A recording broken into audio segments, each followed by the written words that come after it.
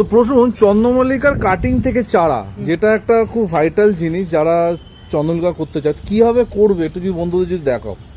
এই তো দেখো মাদার গাছে, ঠিক আছে, একটু ভালো করে এরকম ফ্রেশ ডাল আর কি, এরকম কচি ডাল আগার দিক থেকে এই 3-4টে পাতা রেখে এখান থেকে এরকম কেটে নেবো।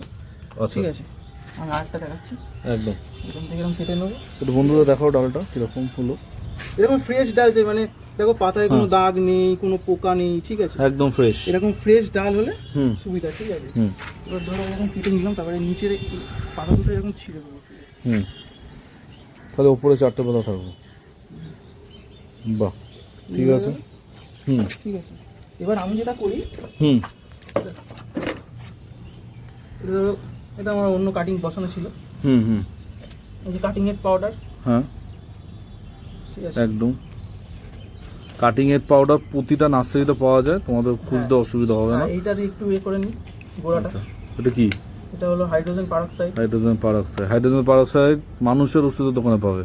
হ্যাঁ, ঠিক আছে, এগুলো বলতে হয় কারণ অনেকে খুঁজে পায় না। তারপর দেখো, ঠিক আছে, হাইড্রোজেন পারঅক্সাইড নিল।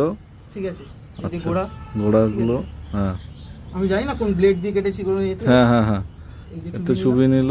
আচ্ছা, ঠিক আছে, 1-2 সেকেন্ড বেশি হয়ে গেল। ঠিক আছে, এই যে কাটিং এর লাগিয়ে দিলাম, এখানে রাখলাম।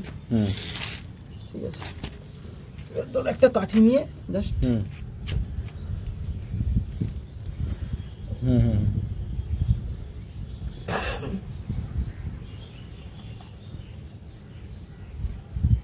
ঠিক আছে। আর যে বালিটা ব্যবহার করছে, এই বালিটা কি কোনো ব্যাপার আছে? বালিটা হলো 2-3 বার ধুয়ে নেওয়া, ঠিক আছে, আর জল দিয়ে ভিজিয়ে নেওয়া। ঠিক আছে, এই রোদ বলে তাই না ওপরটা একটু শুকিয়ে গেছে, বাট নিচে ভিজে আছে। আমি তখন সরালাম, দেখলে।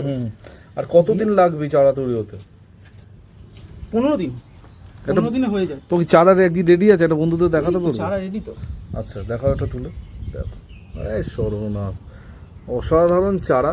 এইভাবে তোমরা কাটিং করে চারা বসাও, প্রসূন যেরকম দেখিয়ে দিল, মনে হয় না তোমাদের কারোর কোনো সমস্যা হবে।